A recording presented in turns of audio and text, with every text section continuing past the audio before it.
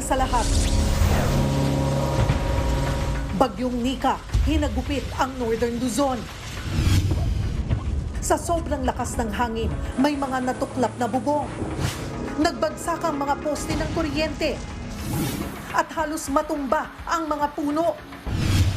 Ang iba pang update sa bagyo at sa mga apektado nating kababayan, abangan maya-maya lang.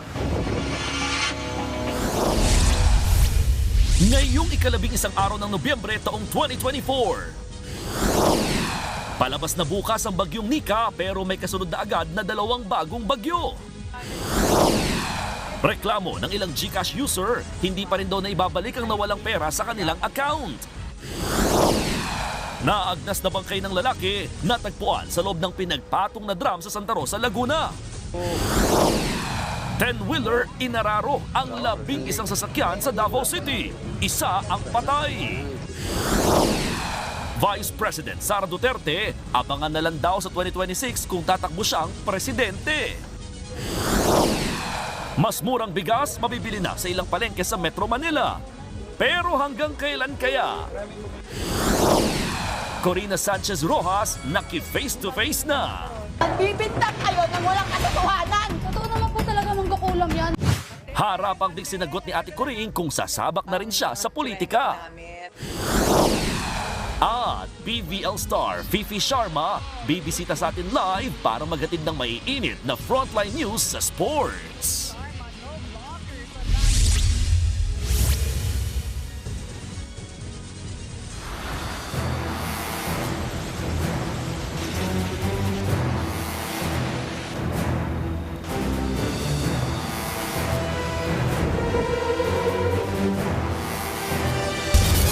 Malakas na hangin ang bumayo sa Isabela sa pananalasa ng Bagyong Nika. May mga nilipad na bubong at nagtumbahan ng mga poste at puno. Sa buong probinsya, halos 2,000 pamilya ang lumikas. Live mula sa Alicia, Isabela, nasa frontline ng balitang yan si Mon Gualvez. Mon, kumusta na ang sitwasyon dyan? Jiggy, wala pa ring tigil ang pag-ulan sa malaking bahagi ng Isabela. Pero actually, malayo na ito kung ikukumpara sa matinding pag-ulan na sinasabayan pa ng malakas na paghampas ng hanging naranasan sa probinsya dulot ng Bagyong Nika kaninang umaga. Mga gamit na nilipad sa daan. Natuklap ng mga yero. At mga punong halos liparin na mga sanga sa tindi ng hangin. Ganito pinaramdam ng Bagyong Nika ang lakas nito sa bayan ng Alicia sa Isabela.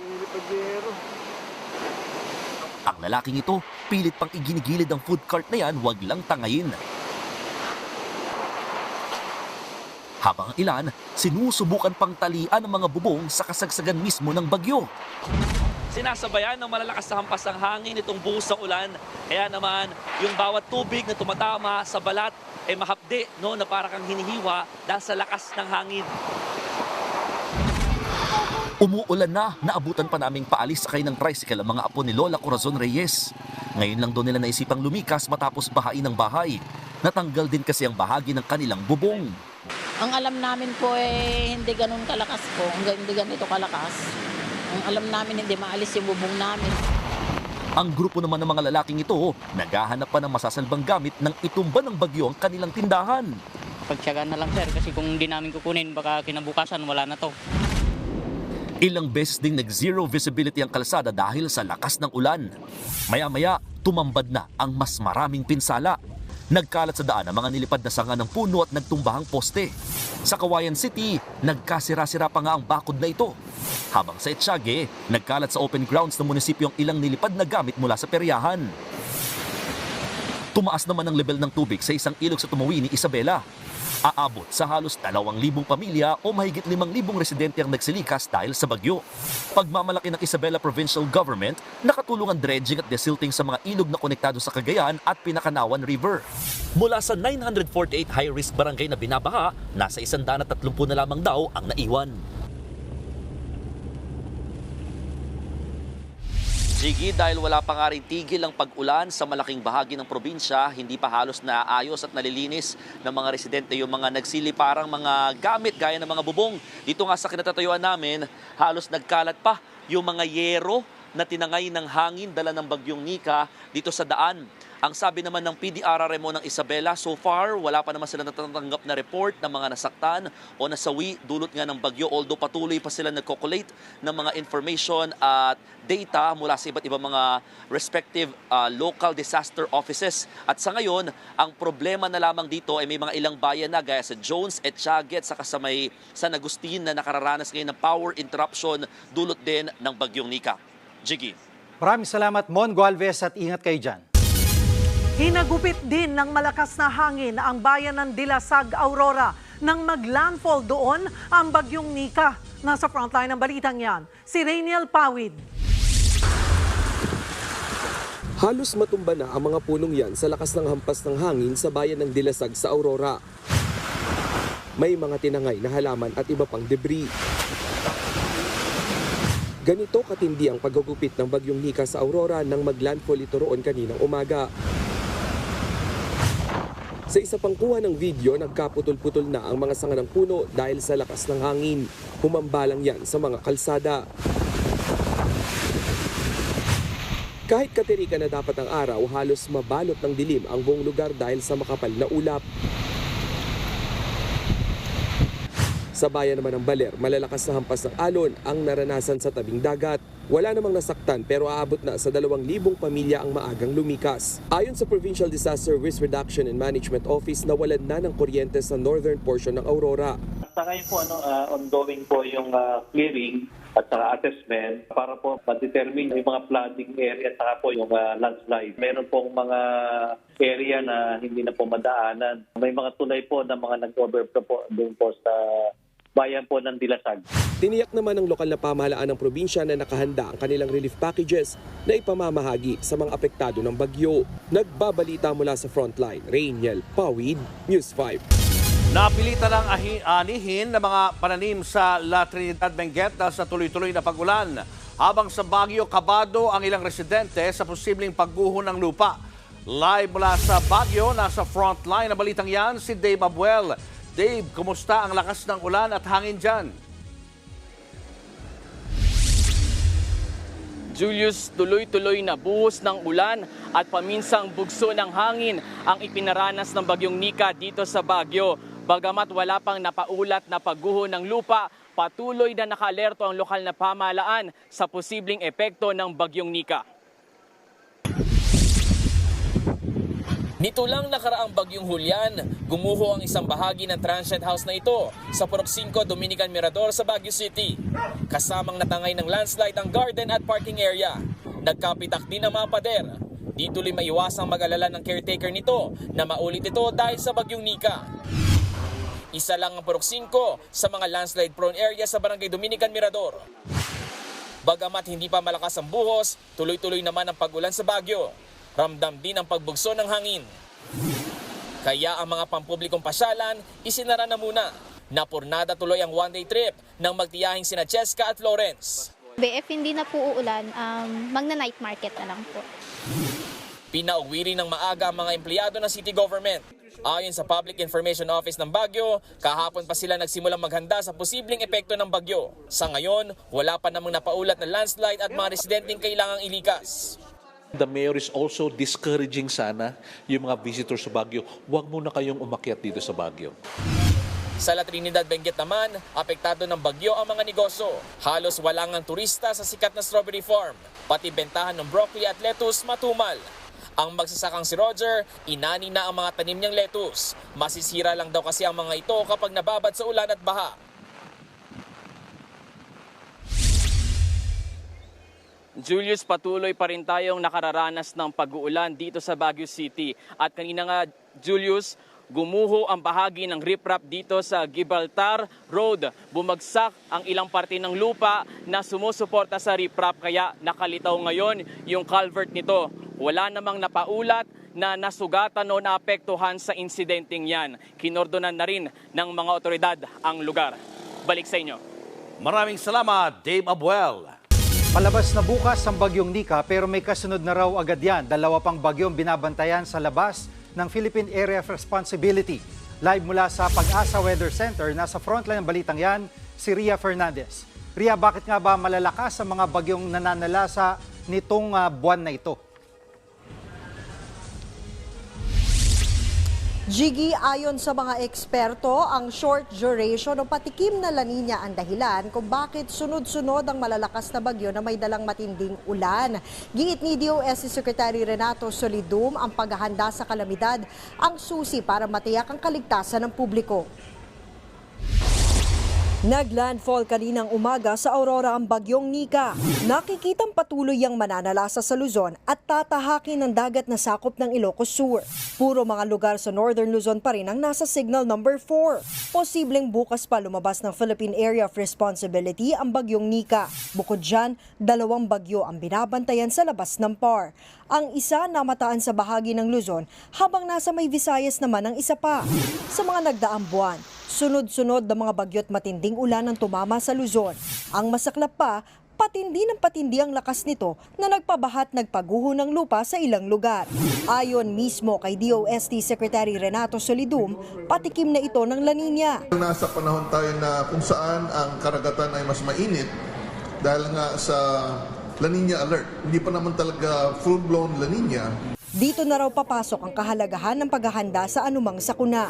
Gaya ni Nanay Nelia ng Barangay Tanyong, Marikina, wala pa mang bagyo, updated na siya sa balita. Nakalagay na rin sa plastic ang kanilang mga damit at sapatos. Ang mga mahalagang dokumento, nasa plastic envelope, habang nasa plastic box ang kanilang mga gamot, kasama ang rosaryo at maliit na Nazareno. Pero nang mag-undoy po, nagkaroon na po kami ng nervyos. Ang pagbabago dito, ang tao ngayon ay hindi na dapat sabihan. May pagkukusa na po. Sa survey ng Harvard Humanitarian Initiative, mula February hanggang March 2024, lumalabas na gumaganda ang paghahanda ng mga Pilipino sa kalamidad. 19.2 out of 50 ang score ng bansa sa 5 disaster preparedness measures. Kumpara ito sa 13.5 score noong 2017. Pero kailangan pa rin pagbutihan pagdating sa planning, training, material investment, information at social support. Tatanungin din natin ang sarili natin kasi hindi dapat ito na gobyerno lang. It's everybody's concern. It's everybody's responsibility.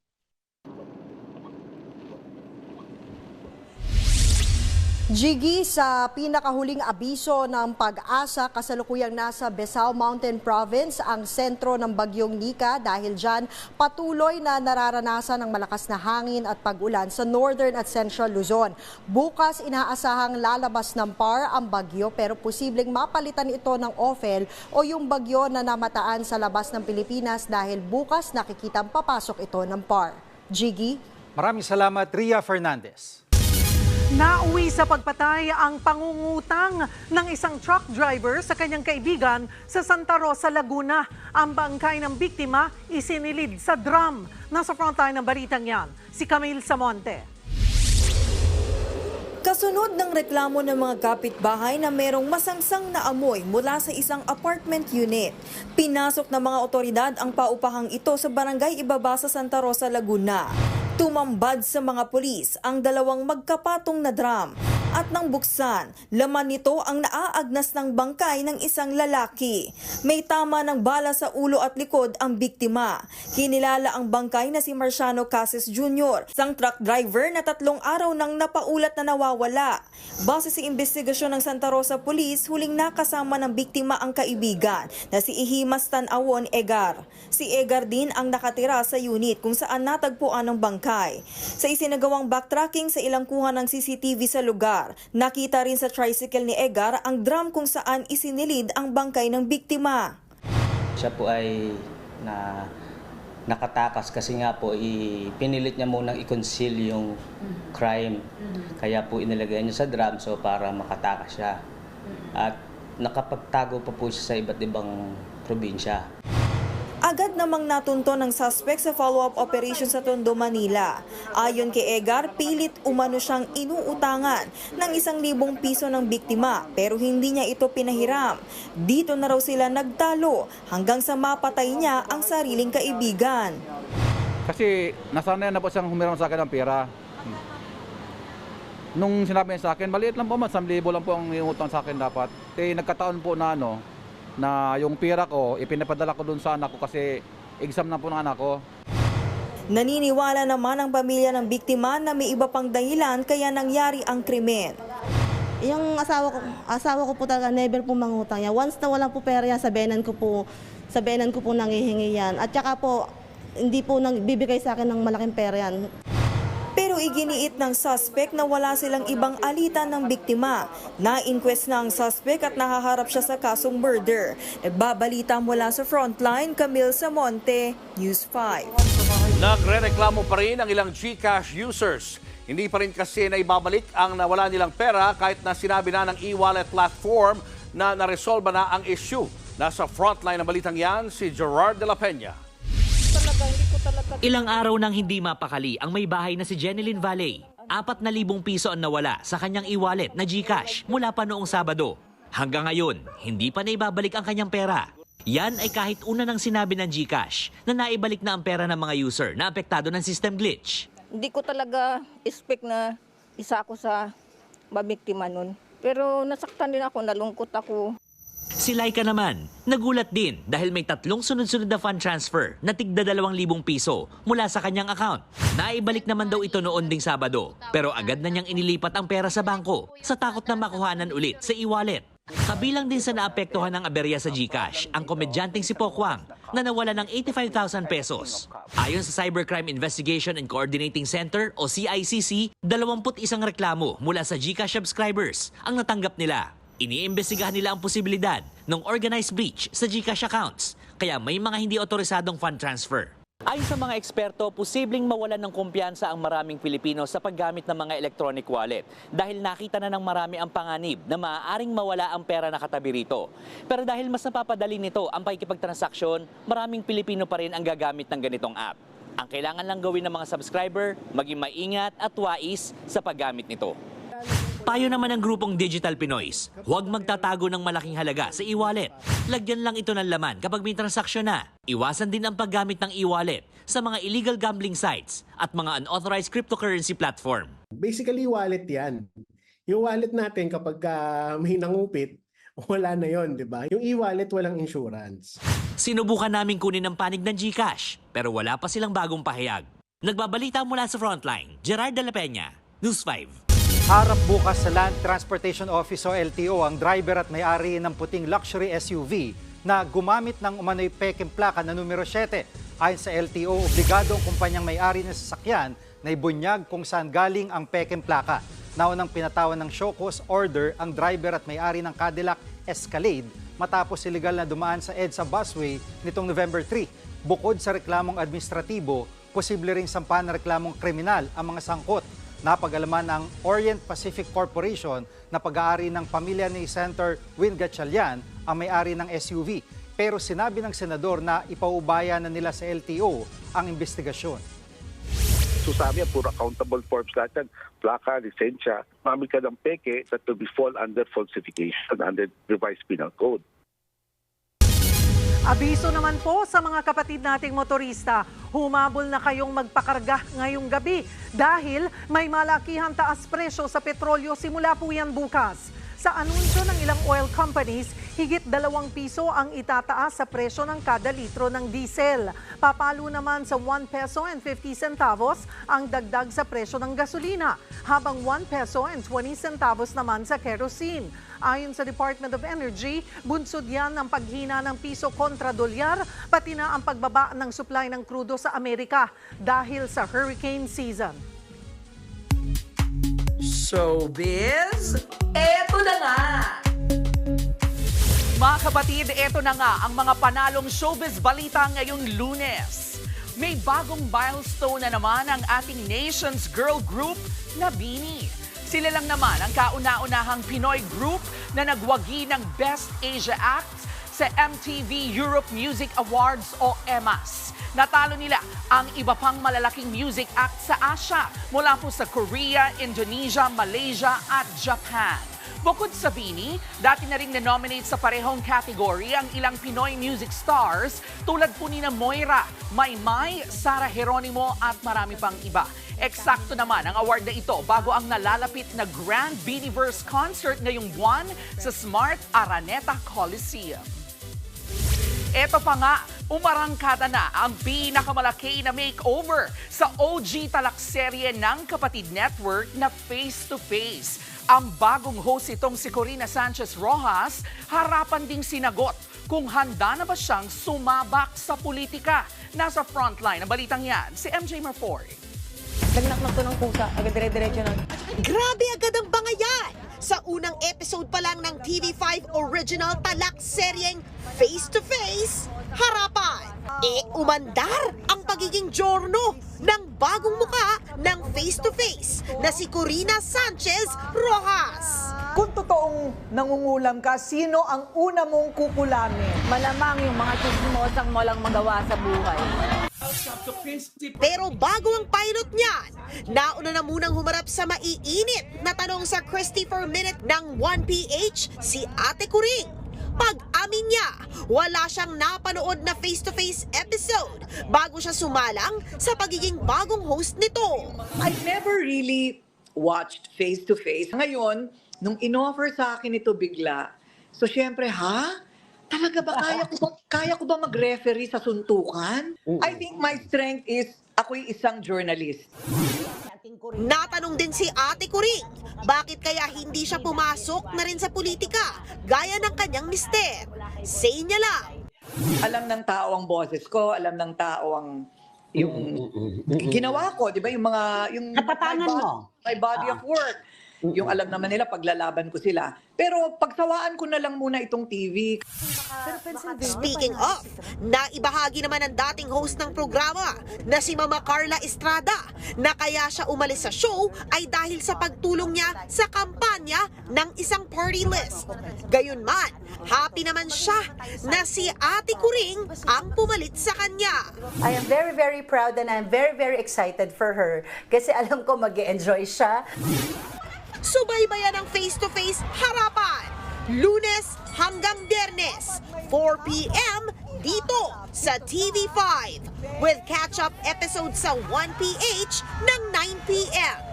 Nagbabalita mula sa Frontline, MJ Marfori, News 5. Susunod sa pool sa CCTV, lalaki sa Cebu hinabol at pinagbabaril na nakaaway sa bar. Mga residente sa Ilocos Sur inilikas na bago pa man hagupitin ng bagyong Nika. At Andres Bulak, may collab team na? Sino kaya yan? Abangan ang lahat ng yan sa pagbabalik ng Frontline Pilipinas.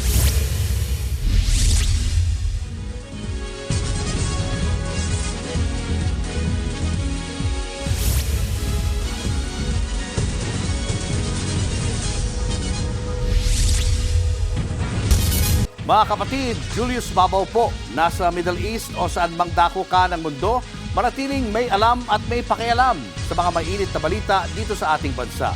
Simulan po natin ang bawat araw sa tuloy-tuloy na balitaan sa Frontline. Mag-follow at mag-subscribe sa social media pages ng News 5. Hinabol sa kalsada sa pinatay sa pamamaril ang isang lalaki sa Cebu City. Ang mga salarin nakaaway raw ng biktima sa bar. Nasa frontline ng balitang yan, si John Aroa. Masdan ang kuha ng CCTV sa Cebu City madaling araw nitong linggo. Ginit-git ng minivan ang mga motoristang nakahinto sa traffic light sa General Maximum Avenue. Bumaba sa van ang isang lalaki. Sinugod niya ang mga motorsiklong may 3 sakay at saka na maril. Nakatakbo ang lalaking pinunterya. Agad namang bumalik ang gunman sa van para habulin ang biktima. Hindi nakita sa video pero hinabol daw ng mga sospek ang biktimang si John Mike Semblante. Naabutan siya at muling pinagbabaril. Hanggang sa natagpuan na lang siyang nakahandusay sa gilid ng kalsada. May tama siya ng bala sa tagiliran. Sa lugar na ito natumbaan ang nakamotorsiklong biktima. Galing umano itong inuman at pauwi na sana kasama ang kanyang mga kaibigan. Ngunit sinundan sila ng kanilang mga nakaaway at naabutan at pinagbabaril dito sa lugar. Isinugod pa ang biktima sa ospital pero binawian din ng buhay. Ang ina ni Semblante, walang ideya kung sino ang nasa likod ng pagpaslang sa anak. Nananawagan din siya ng katarungan. Bilang isang ina, ang pinakamasakit yung mawalan ka talaga ng anak. Sana may kabalo ko, wala na dyan ka. Sakit man sa amo.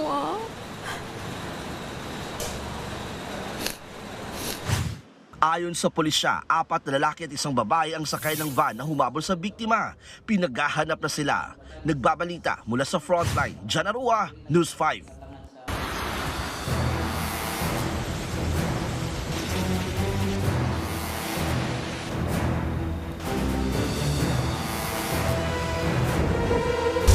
Bago pa man hagupitin ng bagyong Nika, maaga ng pinalikas sa mga residente sa Ilocos Sur.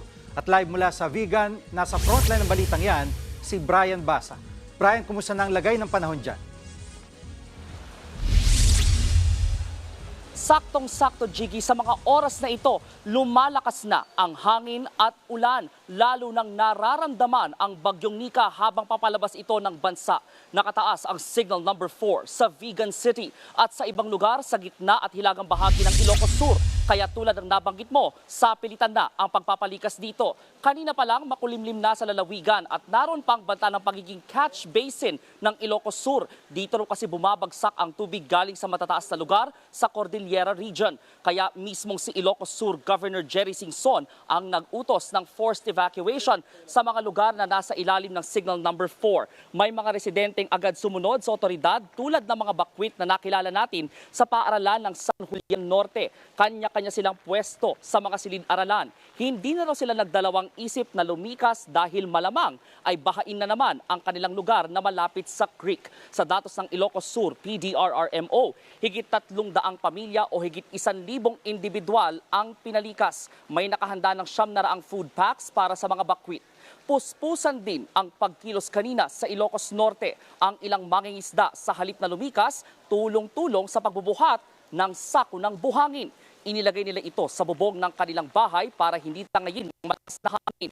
Sa gitna ng mataas na alon, may nakita yung ilang ng lakas loob na pumalaot. Ayon sa Alcalde Bayan, hindi masisisi ang mga nakakatas makahanap buhay. Lalo hamon sa iba't ibang industriya ang naging lagay ng panahon kamakailan. Sinisik naman ng lokal pamahalaan na maglaan ng pondo para sa pagkain ng mga residente. May 7 milyong piso raw ang LGU yung nakausap natin sa bayan ng Pagudpud na sasapat sa halos 8,000 pamilya sa bayan. 50 million pesos naman ang cash aid na natanggap ng Ilocos Norte Provincial Government mula kay Pangulong Bongbong Marcos. At dito naman sa Ilocos Sur, patuloy ang paghikayat ng mga otoridad sa mga residente na lumikas na hanggat kaya pa, hanggat hindi pa matindi ang epekto o ang impact ng bagyong Nika. Balik sa inyo. Maraming salamat, Brian Basa. Patuloy ang pag-aalboroto ng Bulkang Canlaon sa Negros Island. Sa kuha ng PVOX, makikita ang makapal na usok na ibinuga ng bulkan kaninang umaga. Umabot sa higit 1,500 talampakan ang taas ng ibinugang usok ng bulkan. Tumagal yan ng 1 oras. Aabot naman sa mahigit 3,000 tonelada kada araw ang ibinubugang asupre ng bulkan. Nakataas pa rin ang Alert Level 2 sa Bulkang Canlaon. Ipinagbabawal pa rin pumasok sa 4-kilometer radius permanent danger zone, pati na ang paglipad ng anumang uri ng aircraft na sa tuktok ng bulkan. Showbiz, eto na nga! Mga kapatid, eto na nga, kumpirmado.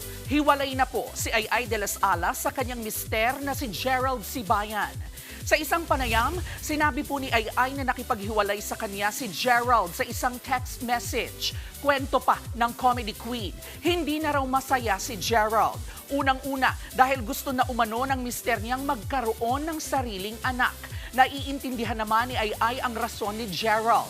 Hindi naman niya maiwasang magtampo. Lalo't anya, una pa lang, alam na ng kanyang mister na mahihirapan silang magkaroon ng sarili nilang anak.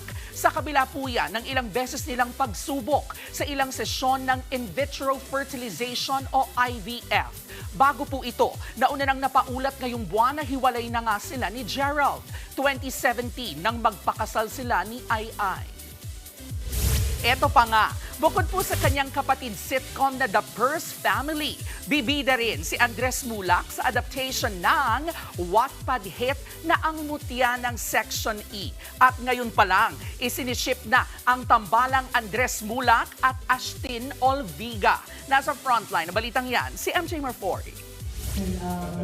Asa soloist na ngayon ang heartthrob na si Andres Mulak. Sa kabila ng kanyang hit TV5 sitcom na The Purse Family kasama ang pamilya Mulak, bibida siya ngayon sa adaptation ng Wattpad hit na Ang Mutya ng Section E. Definitely it's all very new kasi it's a different style of acting. It's a lot less jokes because it's not pang sitcom, pang comedy. But it's all really a new learning experience and I'm really happy that I get to experience all of this. Maraming fans ang Wattpad serye na ito na may mahigit 300 million reads online. Gagampanan ni Andres ang role bilang si Kiefer. Makakasama niya rito ang up-and-coming actress na si Ashtin Olviga bilang si JJ. Ngayon pa lang, marami nang nag-ship sa kanilang love team. It's a blessing talaga and I get to work with a very talented person that is Ashtin. I still have to keep it professional because she's a great actor herself and I can learn a lot from her. So. Wow naman! We stand a gentleman. Napapanood si Andres sa The Purse Family every Sundays at 7:15 p.m. sa TV5. Abangan naman ang bago niyang proyekto soon sa Viva One. Nagbabalita mula sa Frontline, MJ Marfori, News 5. Susunod, fuel tanker nagliyab matapos bumangga sa talyer. Driver ng truck patay. Vice President Sara Duterte abangan daw sa 2026 kung tatakbo siyang presidente. At Fifi Sharma ng Alas, Pilipinas, makakasama natin ang live sa paghatid ng Frontline News sa sports. Yan at iba pa sa pagbabalik ng Frontline Pilipinas.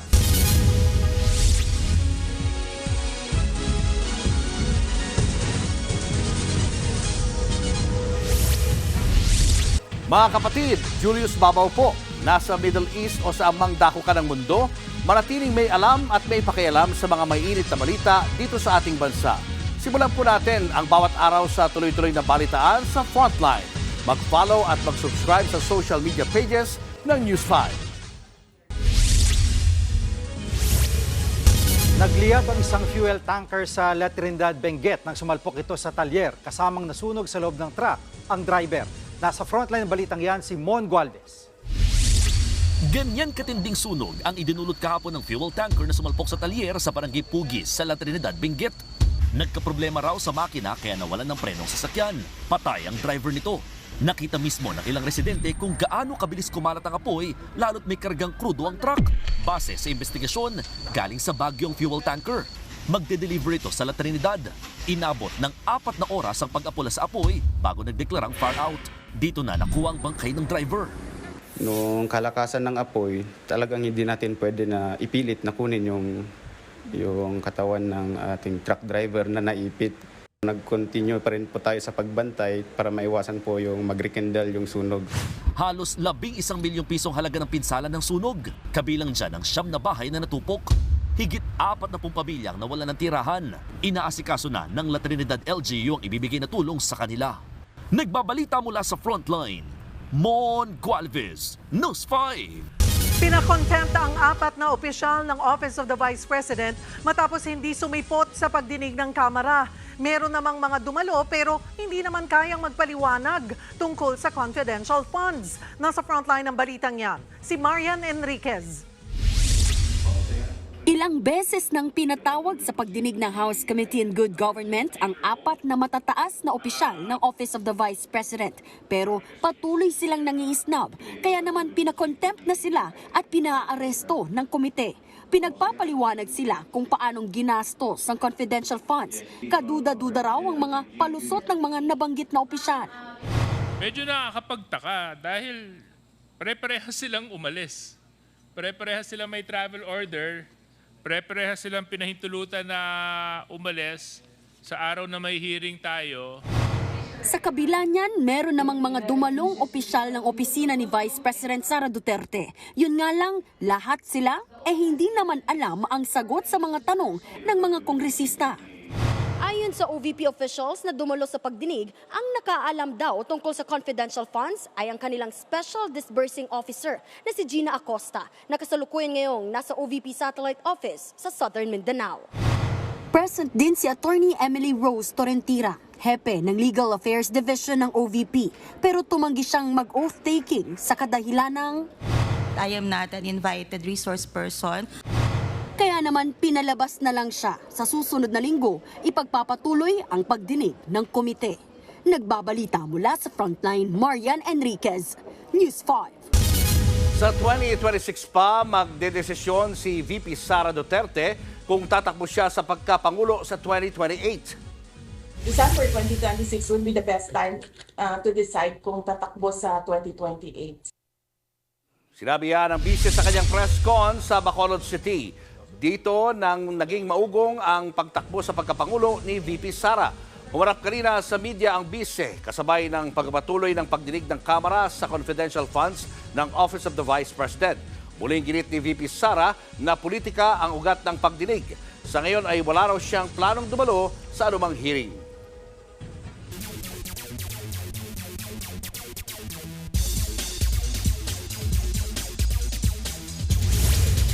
Para ihatid ang mainit na frontline news sa sports, makakasama natin ngayon ang PVL star at miyembro ng Alas Pilipinas na si Fifi Sharma. Fifi?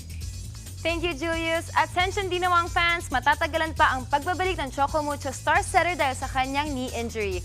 Sabi ni Coach Dante Alinsunurin, baka next year na ulit makapaglaro si Dina.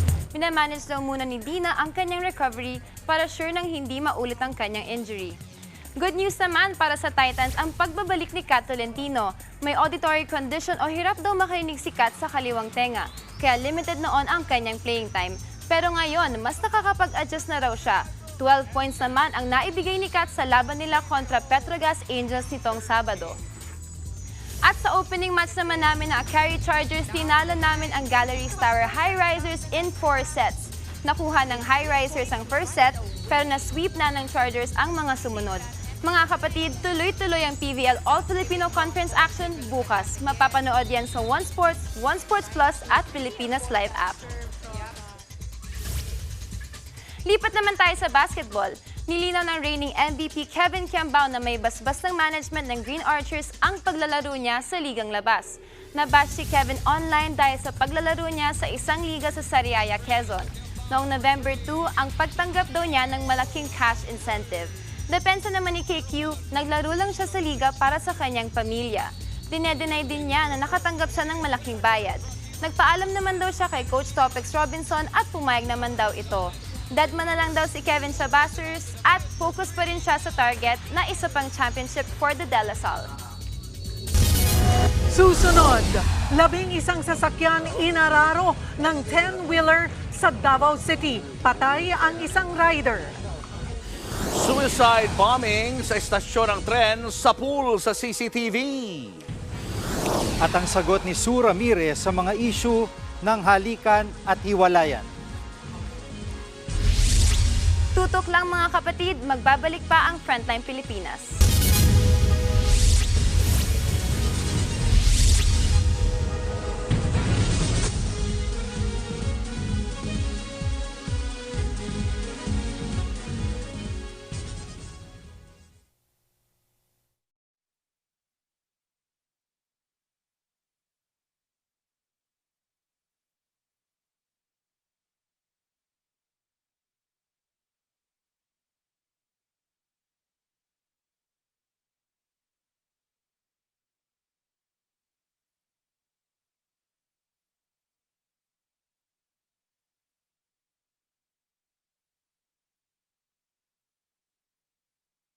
Mga kapatid, Jiggy Manikad po, nasa Middle East o saan mang dako ka ng mundo, manatiling may alam at may pakialam sa mga mainit na balita dito sa ating bansa. Simulan natin ang bawat araw sa tuloy-tuloy na balitaan sa Frontline. Mag-follow at mag-subscribe sa social media pages ng News 5. Dead on the spot ang isang rider sa Davao City. Kabilang siya sa mga nadamay ng araruhin ng 10-wheeler ang 11 sasakyan. Nasa frontline ng balitang yan, si Bril Montalvo.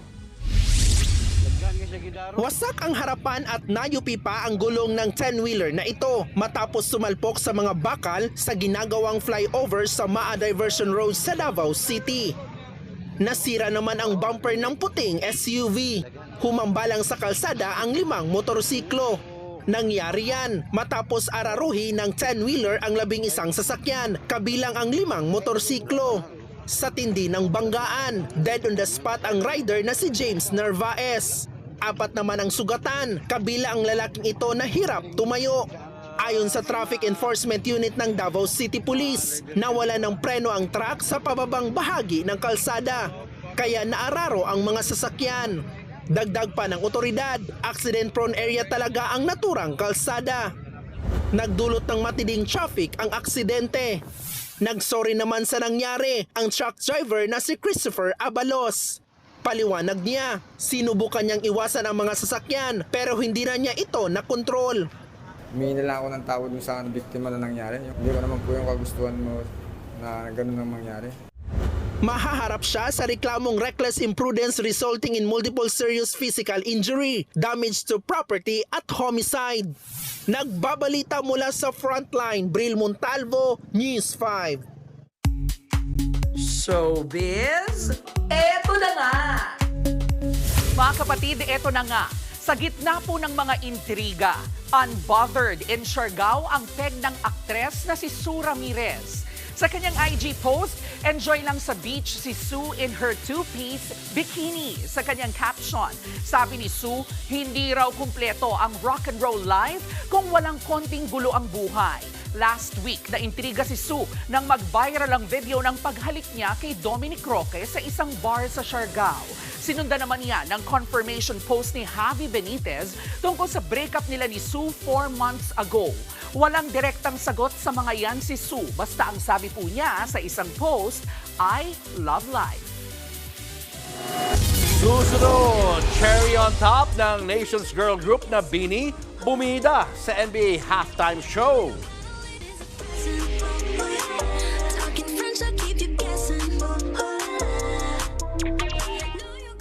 Marami pa kayong mga balitang dapat malaman sa pagbabalik ng Frontline Pilipinas.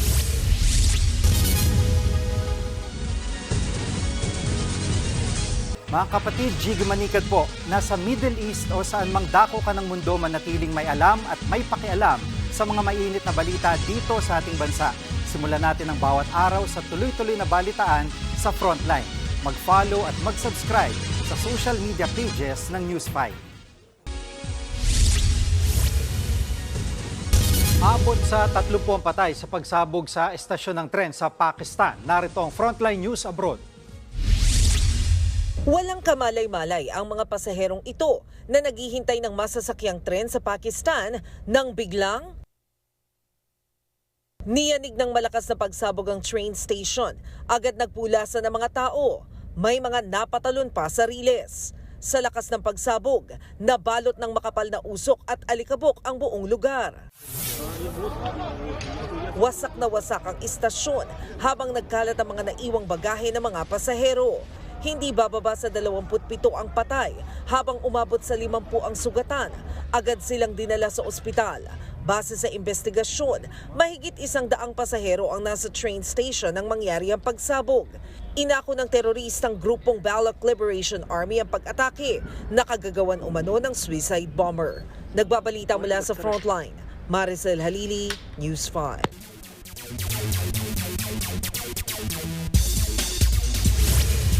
Umabot na hanggang sa NBA ang kasikatan ng Nations Girl Group na Bini. Featured lang naman sa halftime show ang hit song nilang Cherry on Top.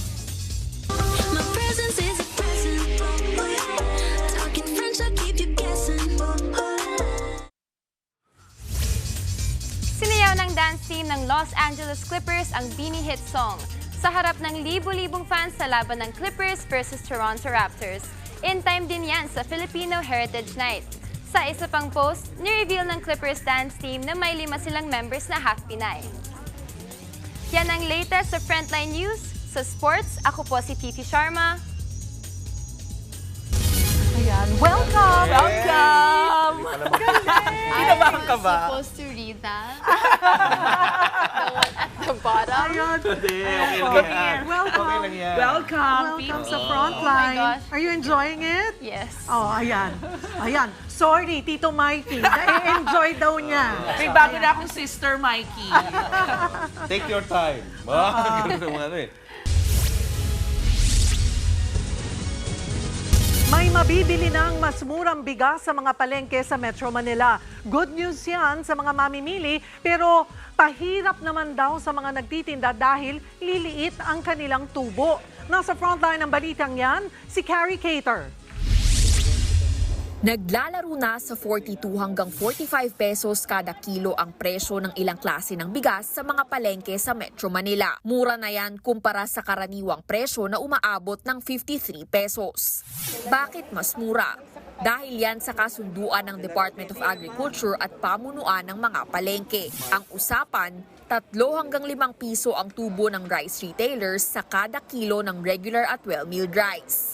Yun nga lang, may ilang napipilitang magtinda kahit kakarampot na lang ang kanilang tinutubo. Kung kukwentay mo sa tracking sa parang wala rin. Ang bigas natin tumataas. Pagka itinaas pa nila yan, malamang na maaalis din po namin yan. Hiling ng rice retailers, wag na sanang bababa sa 5 piso ang tubo nila sa kada kilo ng bigas. Yan lang daw kasi ang paraan para maipagpatuloy nila ang pagbebenta ng mas murang bigas, lalo't marami sa kanila ngayon ang nagtitinda ng palugi. Aminado naman ang pamunuan ng ilang palengke na pahirapan din talagang makakuha ng mas murang supply ng bigas. Dapat na mag-assist ang gobyerno kung mahal naman ang kuha nila ng bigas. Hindi naman sila pwedeng magbaba ng presyo. Ayon sa DA, nakikipag-usap na sila sa ilang supplier na kayang magbigay ng mas murang local at imported rice diretso sa mga retailer. Hindi ito pansamantala, patuloy yung magiging konsultasyon natin sa lahat ng mga stakeholders ng bigas. Makikita natin kung merong reasons for profiteering, may reason for sobra-sobrang kita. Sisikapin daw ng ahensya na maipagpatuloy ang pagbebenta ng abot-kayang bigas ng pangmatagalan.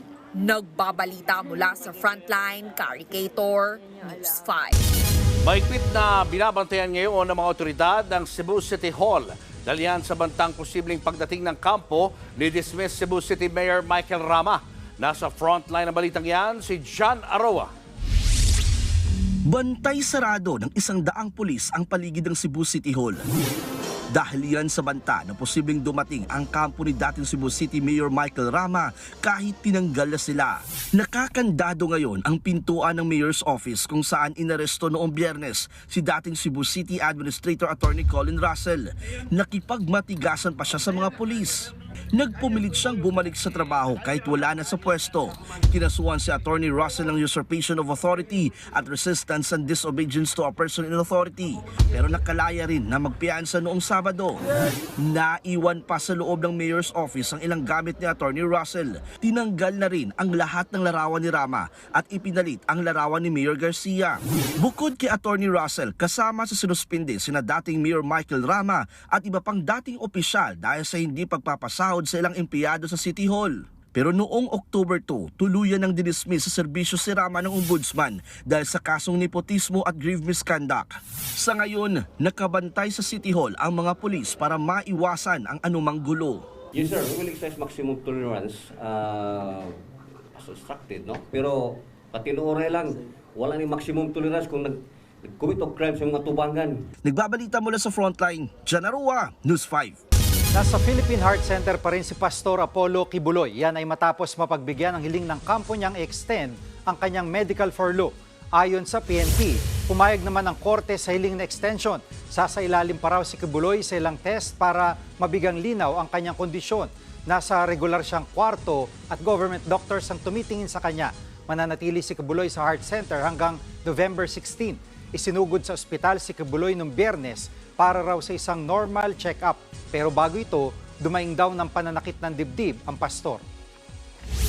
He's okay doon po sa Philippine Heart Center. May iba na pong mga natapos na test. So yung iba po ay i-continue po and we have to wait for the official medical findings po. Mas simple Malining tax process para sa mga negosyante at mas mababang corporate income tax rate.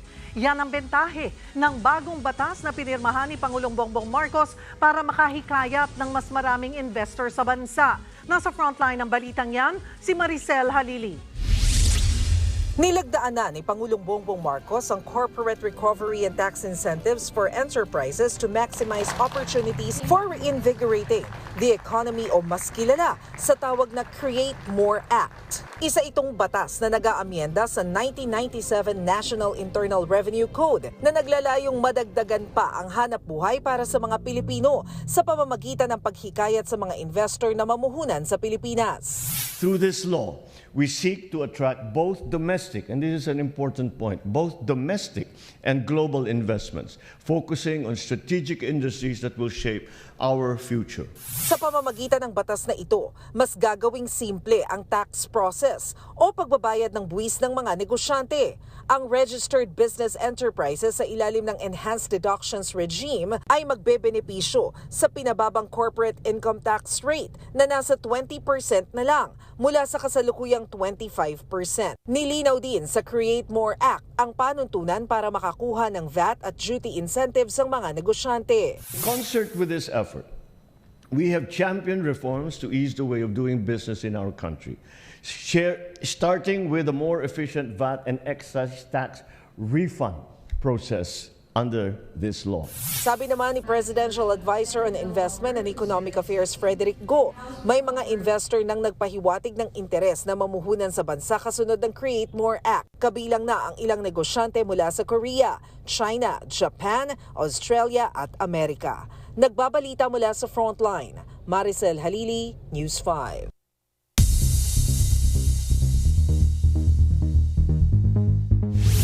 May tinalagang border czar si US President-elect Donald Trump. Sa post ni Trump sa kanyang Truth Social, itinalaga niya si Tom Homan bilang border czar ng kanyang administrasyon. Si Homan ay dating acting director of Immigration and Customs Enforcement noong nakaraang Trump administration. Ang posisyong yan ay hindi kailangan ng confirmation ng Senado. Si Homan ang tututok sa lahat ng pagpapadeport sa mga illegal alien. Matatandang nangako si Trump ng malawakang deportation sa mga undocumented migrants.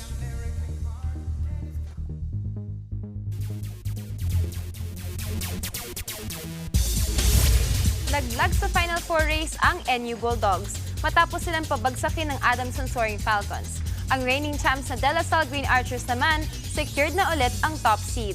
Nasa frontline ng balitang yan, si Ian Suyu. Napuno ang Smart Araneta Coliseum sa tapatan ng powerhouse teams De La Salle Green Archers at UP Fighting Maroons sa UAAP Men's Basketball Tournament. Kahit wala ang big man nilang si Kentin Miliora Brown, agad pa rin nakalamang ang UP. Lamang sila 43-40 pagkatapos ng first half. Pero pagpasok ng second half, nabuhay ang championship poise ng La Salle. Nalimitahan nila ang Fighting Maroons sa 8 puntos lamang sa third quarter.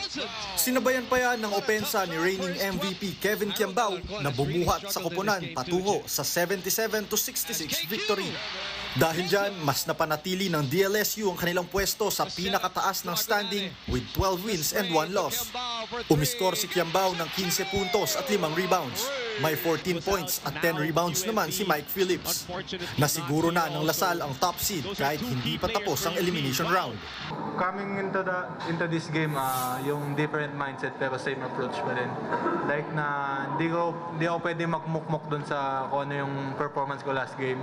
And then nandyan yung teammates ko, nandyan yung management, yung coaching staff na lagi ako sinasabihan na tuloy mo lang, ikaw isa ka sa leaders dito.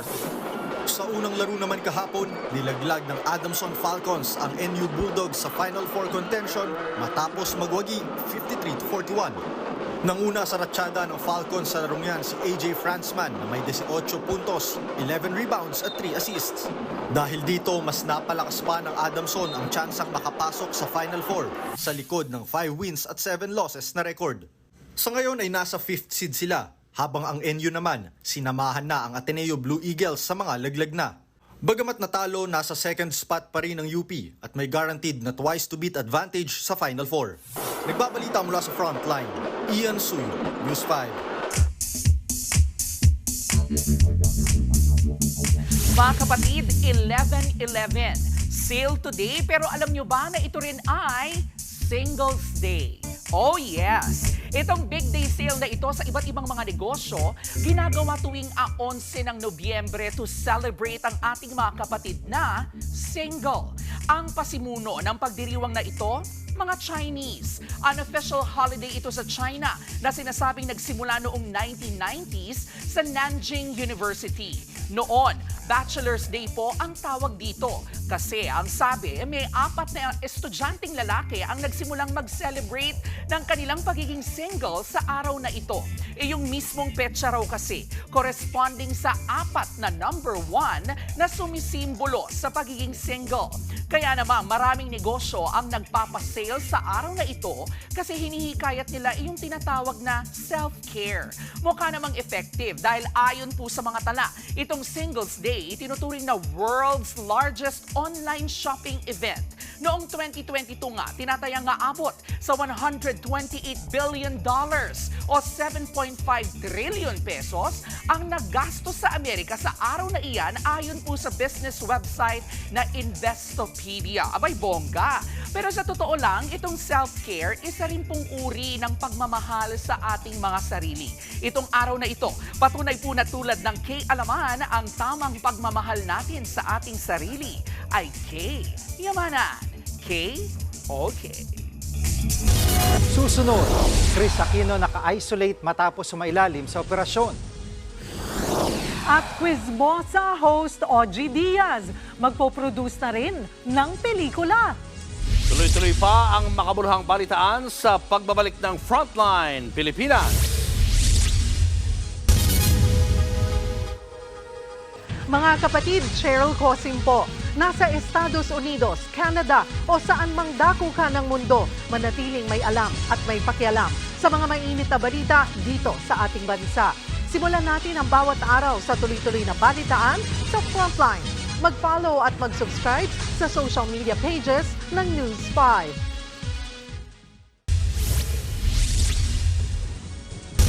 Pinagpapaliwanag ng ilang senador ang mabagal daw na aksyon ng Anti-Money Laundering Council kaugnayan sa pag-detect ng hinihinalang money laundering activities ni dating Bamban Mayor Alice Go. Nasa frontline ng balitang yan, si Mayan Los Baños. Nasita sa Senado ang Anti-Money Laundering Council dahil sa tila mabagal ang kilos ng ahensya. Kung hindi pa raw kasi naungkat sa Senate hearing ang umano'y mga iligal na aktibidad ni Alice Go kaugnay sa Pogo, baka hindi pa siya nakasuhan ng paglabag sa batas kaugnay sa money laundering. So, I need an explanation. Bakit hindi nyo na-detect before dinetect pa ng opisina ni Senator Risa Ontiveros? Dahil nasa plenaryo ang deliberasyon ng Senado, bawal magsalita ang mga kinatawan ng ahensya. Kaya pinadadaan sa chairman ng Senate Finance Committee na si Senator Grace Poe ang sagot sa mga tanong ng mga senador.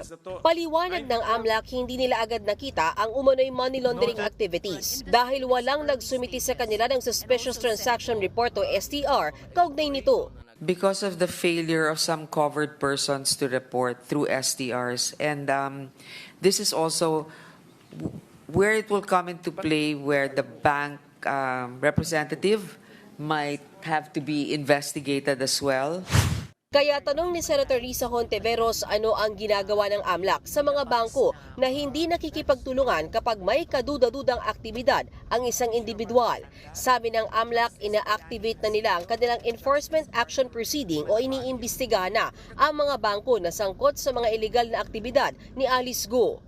These proceedings are ongoing, and should the AMLC find that they indeed violated the said requirement, the AMLC will file formal charges against said banks where they may be liable for fines. Sumalang ang AMLAC sa deliberasyon ng Senado para sa kanilang 2025 budget na nagkakahalaga ng mahigit 213 million pesos. Dinagdagan sila ng Senado ng pondo para sa kanilang Artificial Intelligence Project at pambili ng security IT software. Pero may paalala ang ilang senador sa paggamit ng AI. Wala po talagang kapalit yung human intelligence, yung wisdom, yung insight, minsan yung hunch, yung instincts na nasa tao at hindi kailanman kayang i-develop o i-simulate ng teknolohiya.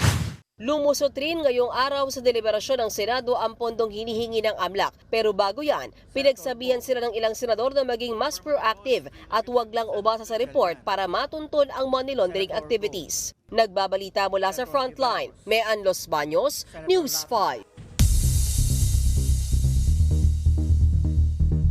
Hinuyog ng mga motorista ang 2 empleyado ng toll plaza sa India. Ang mga suspect ayaw daw kasing magbayad ng toll. Narito ang Frontline News Abroad. Lagpas alas 11 ng gabi sa toll gate na ito sa Greater Noida sa India, biglang sumalpok sa barrier ang isang SUV. Nang sitahin ng mga sakay ng SUV, abay imbes na magpakumbaba, naging bayolente pa sila. Isang staff ang itinulak ang mukha.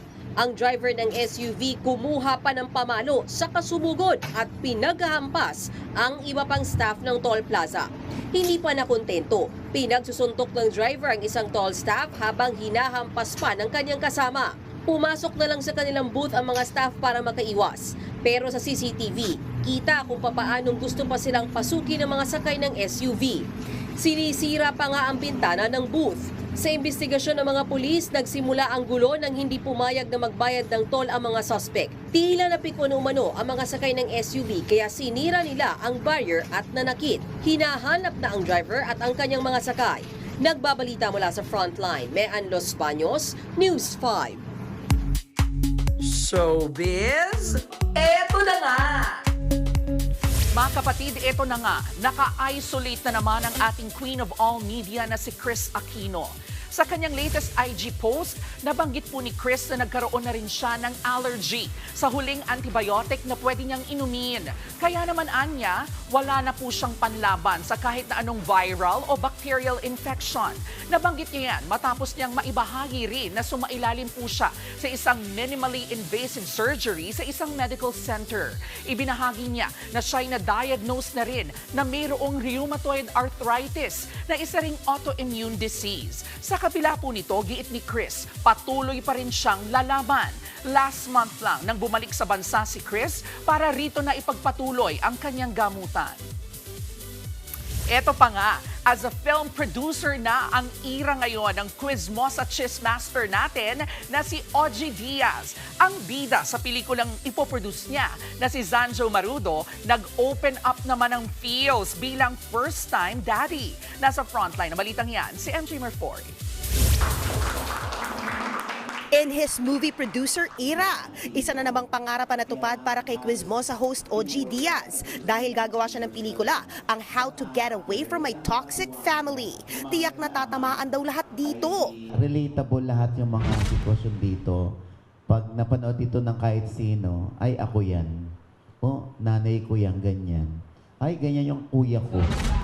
Bida lang naman niya ang nagbabalik pelikula na si Zanjo Marudo. Fresh from fatherhood, chinika agad ni Zanjo kung gaano na bago ang buhay niya. Hindi siya mabigat sa loob kahit wala akong tulog. Parang pag nagising ako kahit kulang tulog ko, tas gising din si baby. Mas masaya pa ako kahit wala kang tulog. Very protective si Zanjo at ang asawa niyang si Ria sa kanilang baby. Sa social media nga, hindi pa sila nagne-name reveal at puro pasulyap lang ng paa o kamay ni baby ang kanilang sinishare. Kwento ni Zanjo, balak niya kasing palakihin sa normal na setup ang anak. Marami raw kasing fake news tungkol sa kanya online. Maraming lumalabas sa social media ng mga anak ko na hindi ko naman anak. Kamukha ko daw. Hindi ko naman anak yun. Mga ganun, na parang, well, hindi na natin may iwasan yan eh. Gusto ko naman na maging normal talaga sa tao. Na parang ako, na lumaki sa probinsya, lumaki sa Maynila, na ganun, na lumaki sa kalye, na marunong makisama sa tao. Worry not para sa fans ni Zanjo dahil tuloy-tuloy pa rin ang kanyang showbiz projects. Yun nga lang, choosy siya sa mga role. Talagang namimili na ako ng project. Hindi na ako dun sa kailangan ko magtrabaho dahil kailangan ko ng trabaho. Nandun na ako sa posisyon nung time na gusto ko ng ganitong gagawin ko. Coming soon sa January 22 ang pelikula ni Mama Og na How to Get Away from My Toxic Family. Nagbabalita mula sa Frontline, MJ Marfori, News 5. At yan nga po ang ating latest sa showbiz at kay Alaman. See you tomorrow mga kapatid. Ako po si Jervy Wrightson.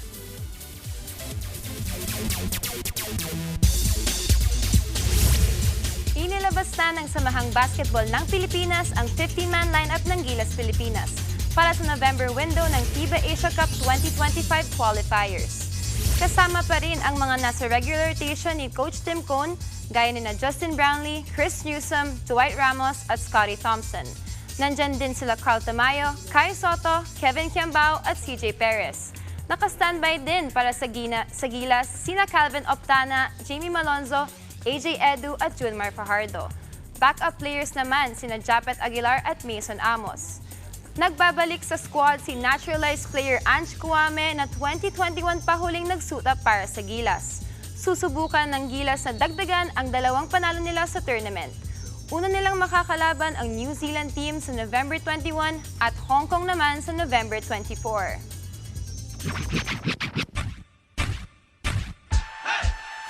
Bagong linggo, bagong set na naman ng mga makukulit na entry ang ating mga kapatid online. At ngayong araw, karamihan sa kanilang mga banat panalong kakulitan sa ilang palaro. Paano ba raw yung shot na fade away? Saka ano nga ba yung requirements sa pagiging referee? Ang mga yan sa ating Kwento Sang Minuto. Dito sa isang liga ng basketball, kita mo na kung anong requirement bago ka maging referee. Yung excited kang maglaro, kaso kapapasok mo pa lang, sub na kaagad. Ano nga ba yung fade away na pamatay? Masarap maglaro, pero kapag naramdaman mo na may gustong lumuto sa laro, iwas na sa mga sanay sa luto. Ayan, kapag nahawakan mo ang bola, ayusin ang pagtakbo. Baka matrigger ang aso na ayaw sa maharot. Kapag gabi na dito, may pa-ending na mga multo. Ang matatalo, mag-iiwan ng braso. Buti pa, bili muna tayo ng homemade hamburger. O mga te, titig na titig ha, hindi po siya yung Angus patty ha. Magsabi ka nga ng totoo, kinaibigan mo ba ako dahil may airplane kami sa garahe? Nagbabalita mula sa Frontline. Aba, sino bang hindi mabubudol sa palengke? Sabi nila sariwa. Naka-contact lens lang pala. Mark Logan, News 5. Contact lens talaga. Tuwan-tuwa si Jervy. Naka-relate ako sa contact. Naka-relate ka sa contact lens, ha? Uy, Fifi! Welcome! Yay! Welcome! Salamat po. Anong pakiramdam? Nakakakaba, sobra. Pero masaya po kasi first time ko pong gumawa ng ganito po, like, sa live. So kaya po sobrang nakakakaba siya. So Pero, hindi ka nagdalawang isip. No, when they ask you to do this, hindi ka nagdalawang isip? Opo. Actually, dream ko po. One of my dreams to become an anchor. So, I mean, Wow, manifesting. diba? So, yeah. Uy, minanifest! Ito na! So we'll see you again on Friday, no? Opo. Yeah. At may games ka pa. Kailan next game nyo? Ang next game po namin ay sa November 15, Ah. kalaban ng Zeus Coffee. So, I'm inviting everyone to come watch me and support my team, Akari Chargers. Yan, good luck. Good luck. Friday. 15, tama? Opo, yes. Tapos Ay, nandito ka Thursday na Friday. po. Thursday. Thursday. Thursday. So 11 today, di ba? 11. So malalaman natin the next day, no? Anong resulta. Depende sa ngiti niya. On Friday. Mga kapatid, 44 days na lang. Pasko na. At yan ang mga balita at impormasyong dapat yung malaman sa araw na ito. Mga balita para sa may alam at may pakialam. Kami ang inyong mga kasangga sa Frontline Pilipinas.